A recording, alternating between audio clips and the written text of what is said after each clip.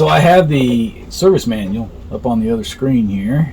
So we will follow these directions best we can. Maybe we won't destroy this thing in the process of doing this. Alright, so first thing, we're going to remove the battery pack. It says you should have a grounding strap on when you do this.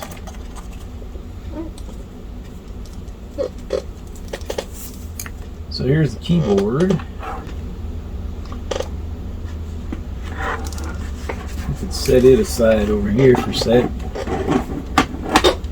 Here, let me get you all back on the overhead cam here. There. So the battery right here. It's got some weight to it. The next thing we can do, so you can grab these hinge covers here, just kind of rotate them. I'm not seeing how you're rotating anything. It says roll them back and lift them up.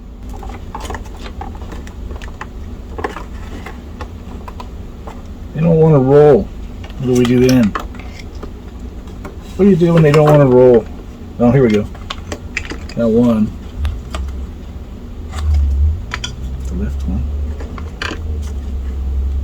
Just a little coaxing. There we go. Nice.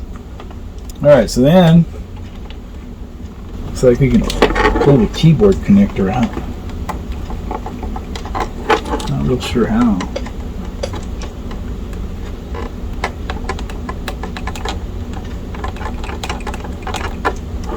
Yeah. There it goes. So, yeah, regular PS2 connector. Neat. So, yeah, we're going to have to replace this cable. I'm not real sure how we're going to do that without just destroying it. But, yeah, I'm kind of thinking we'll just kind of splice in here, I guess. Dropping chunks everywhere. Every time you move this thing, it just drops another chunk. It's not far behind where the portable 2 was when we got it. It's having no insulation whatsoever on the keyboard. At any rate, we can take that out of the equation now. We can remove this ground wire.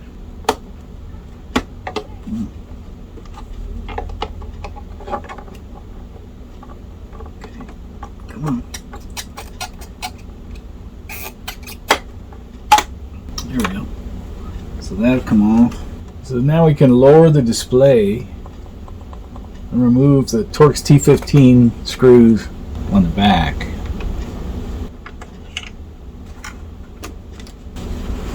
So let's see here.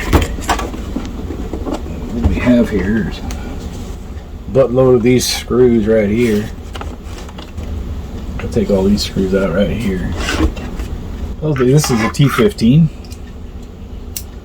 Let's see. Okay.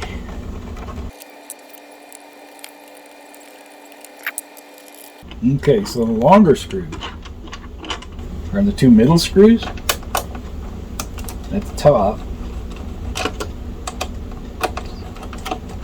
It's going to be important we don't put those in the wrong place.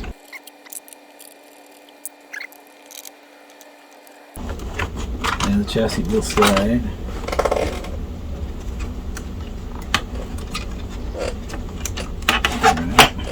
Yeah, there's that. Okay, so we got to take that screw out of there. And that's right down in here.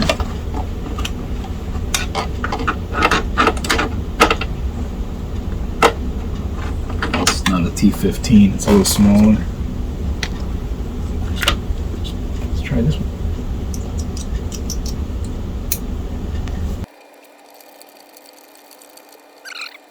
Pokes out the bottom or something. Alright. Well, that screw is loose, holding on to the cable. Alright, let's See if we can get in there a little more. So it's got this little tab you can pull to take that off of there. Pull that up out of the way. Maybe we can come out now.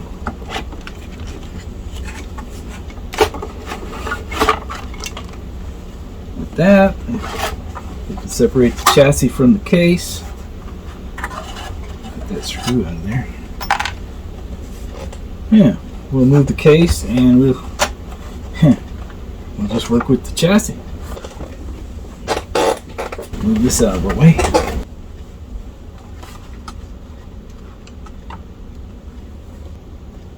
So this is our hard drive over here. Then the other thing we can do here is we got the GoTech right here. I mean, we have the floppy disk drive. We can replace with the GoTech. I don't really want to replace it as much as just hook up the GoTech to run the setup disk after we finish with the Dallas chip. So we need to remove all this shielding so we can get to the Dallas chip for sure. That ought to be fun.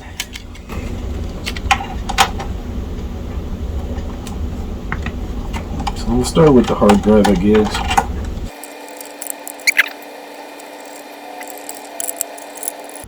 So my original thought was to get a IDE to SD card solution, and we just use an SD card.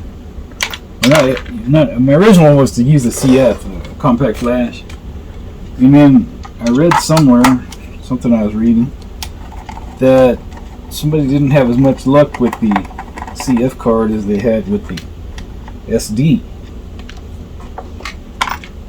So I thought, well, maybe that's the hunt too.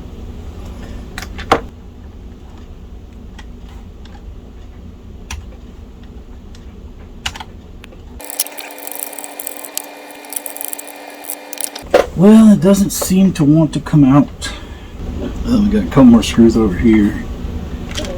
That could have to do with it.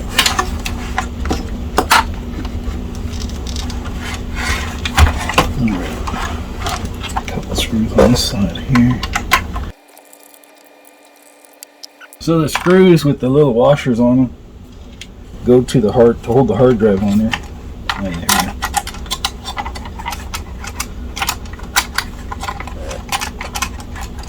Something's still holding on. So we got to remove the memory shield apparently, which would be this guy.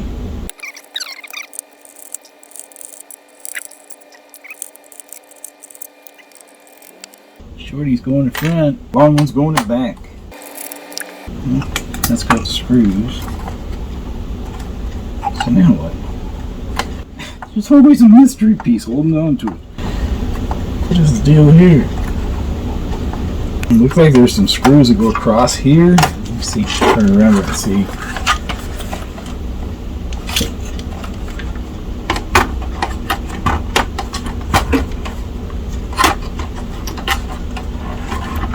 Okay, here we go. Yeah, that is how it is.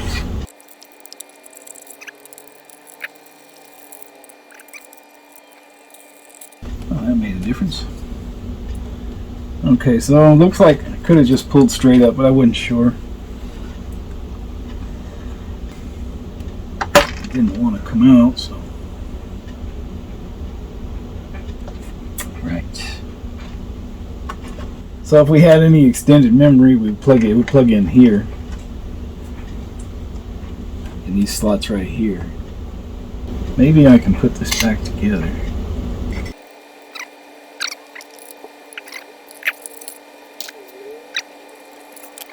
So when you can't screw, you can always screw up, right? That's what we're all good at, especially me. So we'll just do it this way. We'll just screw up.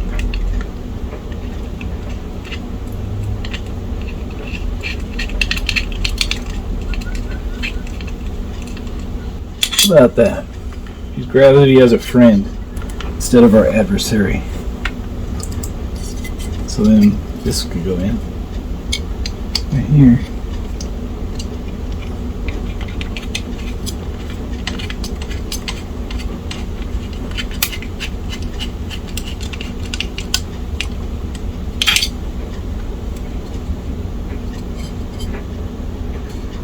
Yeah, plastic, little plastic washers are in there, and they stayed in place, thankfully. So I'm glad we put this back together before we had a chance to lose those, not even knowingly. So I'll just kind of push down on it, and it should seat. We don't need to have it separate to do that. Yeah, right on. So we can set this aside. Still don't yet understand what the issue is here. This is the internal power supply. How about that? So it has to come apart. This is something of a bear to disassemble, isn't it? Okay, the long screw goes in the middle. So there's another long one over here in the end. Is that the same length? Yeah, looks like. I think I have to take that out. Let me see. Let's take this one out.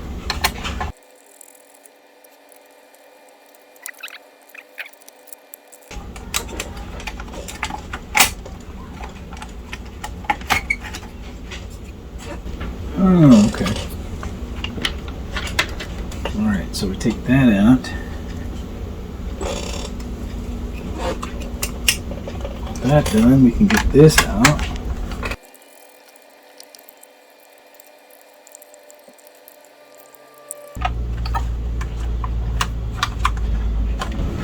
Alright, so then that comes out.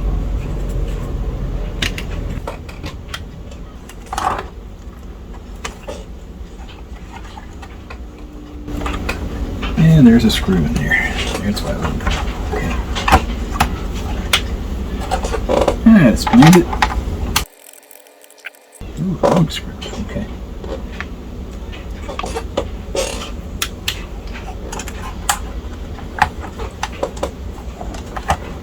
And there's our hard drive. It is a 3.5-inch hard drive. Has a weird power connector. This one here. So that's going to be challenging to replace with something else. Let's just see here. Let's throw these screws in the bottom. These out of here. Piece of cake, huh? So then we got our floppy step right here. Yeah, I don't want to do it that way. And let's get this little screwdriver on. There we go. Okay, it's just teetering. There we go. Teetering. That's what I meant to say. Okay, so there should be. Where does it get its power? Is it in this cable? So that could be a thing too.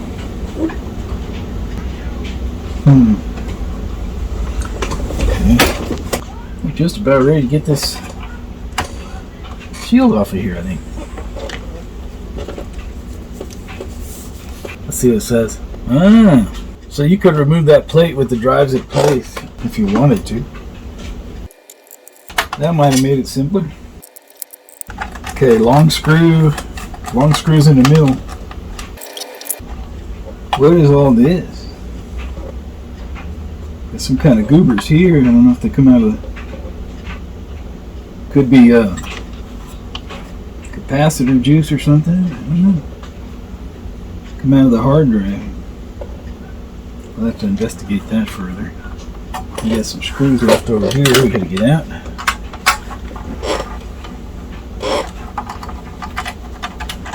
On the side.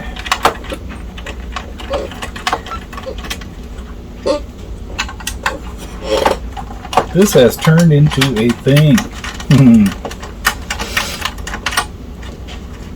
And this is the easy part. Okay. Right.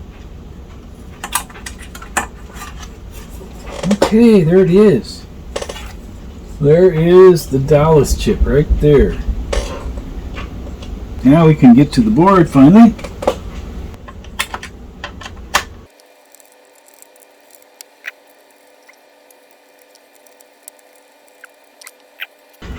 strap back on here. Definitely want to wear a strap now.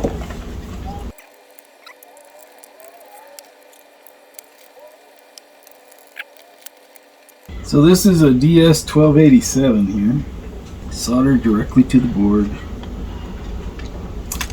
I knew that was coming. It's no surprise.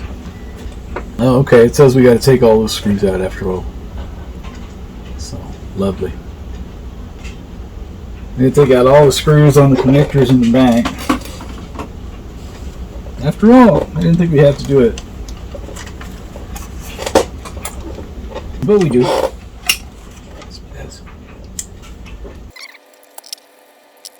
Then we can get to the other side of the board. We can get that chip put in. We gotta get the old one out first. That'll be the hard part. Putting the new one in is not so difficult. We can just get the old one out without destroying everything.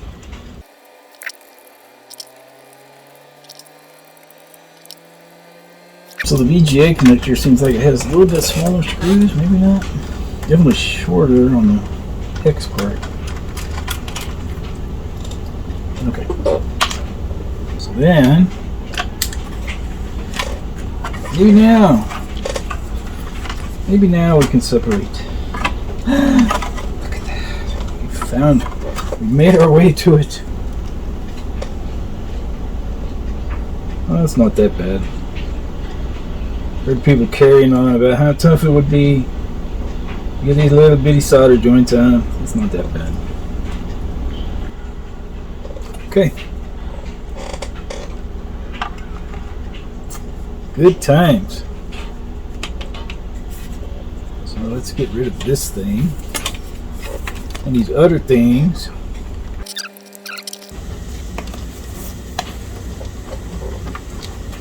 So there's the Dallas chip right there. These are probably the pins right here. So through R103, R104 area. So yeah, on either side of that line there is what we want to remove. Looks like there's several pins that aren't even used here. Unless they were just real short. That'll make it easier to get it out of there. So if we look, the Dallas chip is missing pins as well. For the replacement clock chip. So very nice. Oh, here we go. Here's pin 1. Yeah. So the board is marked for pin 1. And I guess that's this dimple here, this dot. Cool. So with that, we will put it in like that. In a way.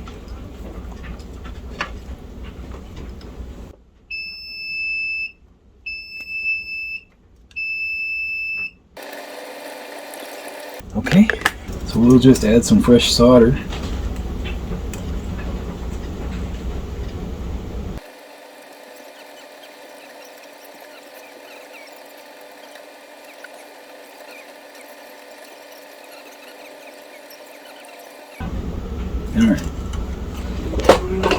Alright, let's see what we can do here.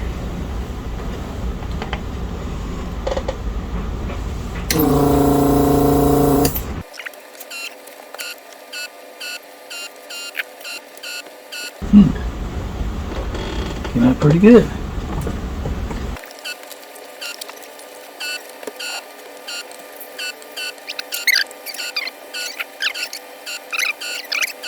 Oh my golly, looks pretty damn desoldered to me.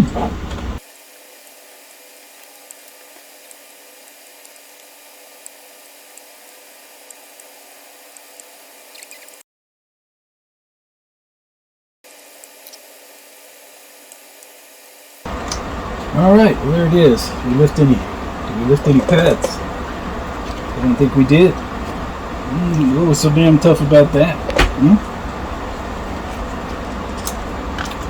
I have to say that was the easiest chip I've ever removed. and also that that's the bestest desoldering tool has ever worked.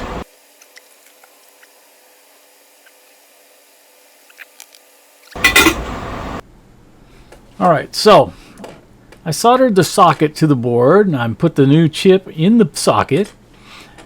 Now right here I'm putting the battery on the chip. So I'm thinking, alright, we got this. We're done, right? Well, then I look around and I notice this thing stands quite a bit taller than anything else on the board. So after trying the shield that goes over the top of the motherboard back on the computer and realizing it doesn't fit, it all became crystal clear to me why Compaq didn't bother to put that in a socket. There just wasn't room. So what I had to do is I had to take it all back apart. I had to cut the socket up, actually. And I pulled the pins out, just heated them and pulled them out. And so we'll pick it up at the point where we actually solder the chip to the board. But this will answer any questions you might have had, is why didn't that idiot put the socket? Anyway, let's continue. I gotta put this sucker back in here again.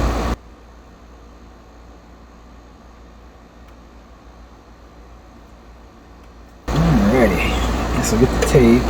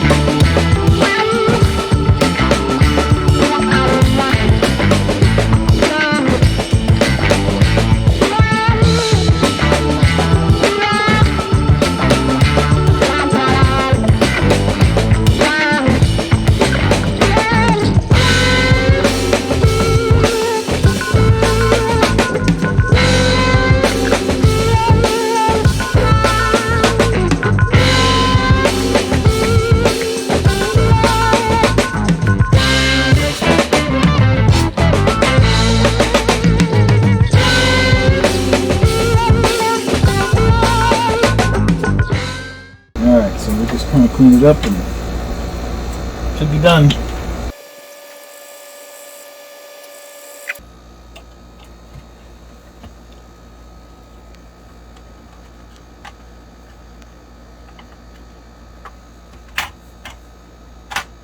There it goes. There it goes. So let's see if the cover fits now. Hopefully it will. Let's see how our clearance is now. I think it's probably going to be a little better.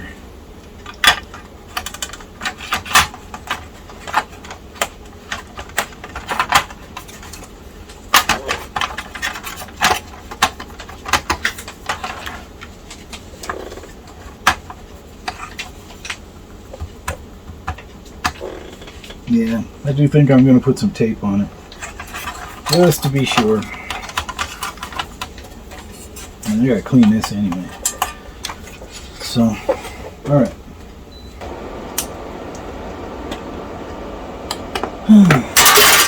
It's real good that they made that the positive side, huh?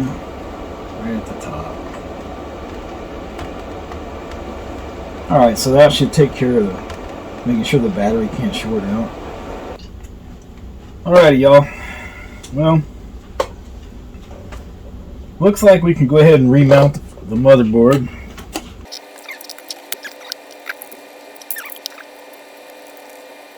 I'm not going to torque any of them yet, I'm just going to put them all in.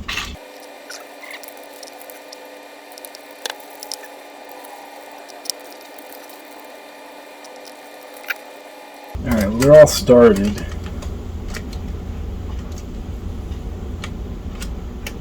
I don't want any of them torqued down, but I'll just kind of get them in, kind of up against there.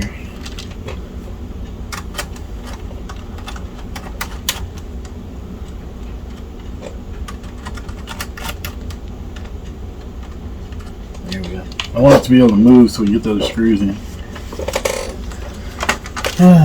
Okay.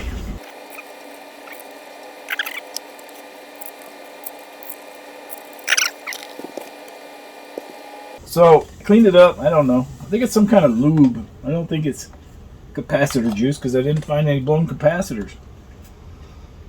So, maybe some kind of lubricant worked its way out of the drive. So I cleaned it up and we put it back together, and here we go. So it's a 40-pin IDE.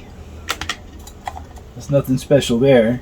So the only difference is the little power connector is different than it's not a Molex, right? That's the only difference here, is that the power connector is not Molex. There's a couple things I could do. I could try to do. One, I could try to desolder this connector here and use the stock cable, or I could just butcher the cable, get the voltages I need, and be done with it. Or I could take the cable out and just use some of those DuPont wires and jump those over to where I need them. That would be the least destructive way to do it, I think. Let me bring the computer back over. We'll put this back together for now. So this guy would go here.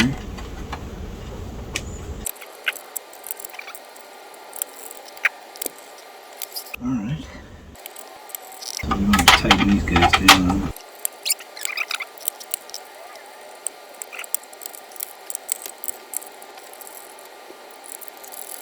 So we could probably tighten all these nuts down now.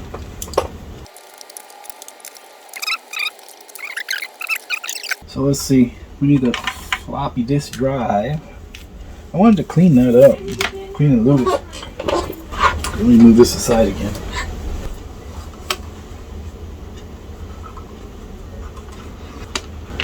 So we get the cover off of it. Let's see if we can clean it up a little bit.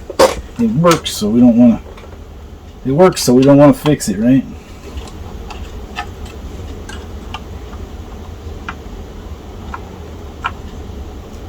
I'd like to do a little bit of maintenance while I have it out, if I can. Oh man, that's pretty. Okay. Yeah. I should be able to clean this up a little. Let me go get some Q-tips. Pretty yellowed. Probably want to retrowrite the door and the button. I don't think that's today though. Yeah, I mean it worked, so I'm not surprised it's not dirty. That's a little grimy. Trying to get at these rails here. Alright, let's just put a little lubricant on there and we'll be done. The old silicone grease.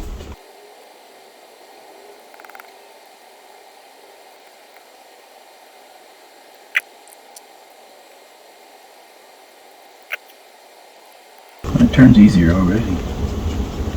Hopefully it's not a bad thing. So, yeah.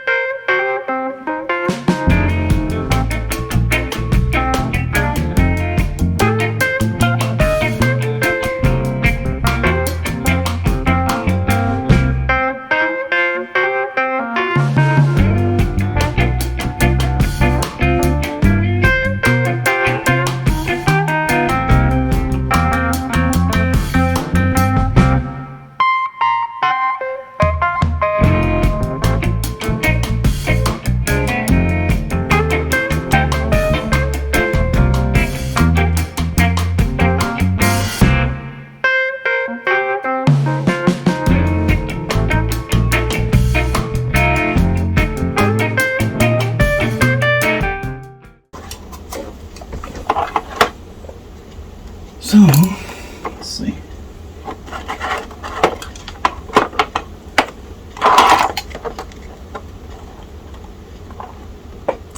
It's not the same connector. Huh. Not the same connector. How in the hell is that supposed to work? Let's plug this in because this ain't going to get put to good.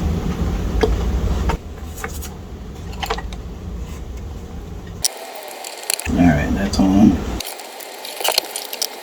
Okay, the two big ones are in the middle.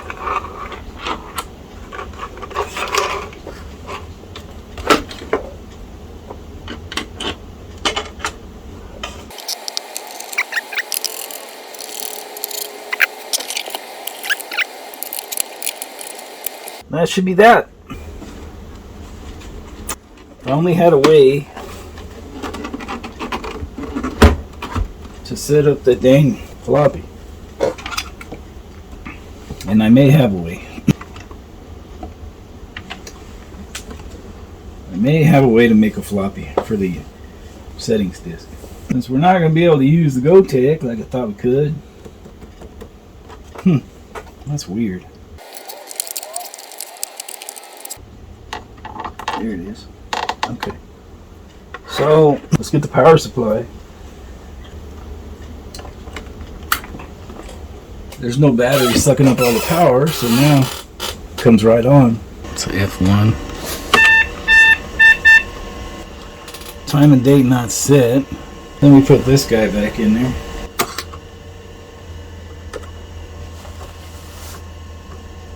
Starting MS-DOS. So I notice it reset. So let's see if it can keep the date, huh? So today is 02/19.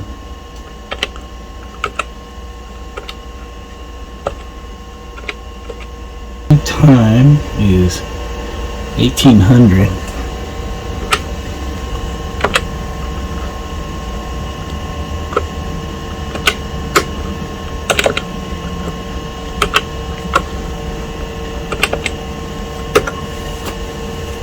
Alright, so there's that much.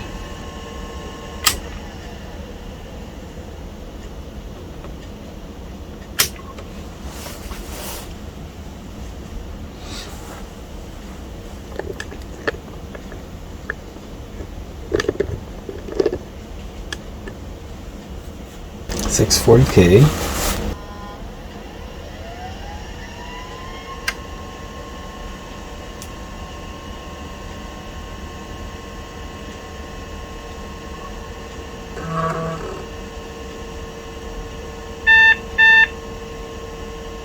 Yeah, there we go. F1. So, 2/19/23. It kept that. 6:02:20 p.m. We'll run with that. So the Dallas chip seems to be working. It's remembering the time. Alright, y'all, we're going to stop right here because this video is getting a little long. I apologize for my scratchy voice in the video. I was fighting a pretty nasty cold at the time. At any rate, we got the Dallas chip changed. In the next video, we'll see if we can create a setup disk so we can get things set up to where we can see if the hard drive actually works. I have my doubts. And we will see where else the video leads us from there. So until then, y'all, I'd like to invite you to subscribe if you haven't. And I guess we'll see you in the next one. Y'all take care.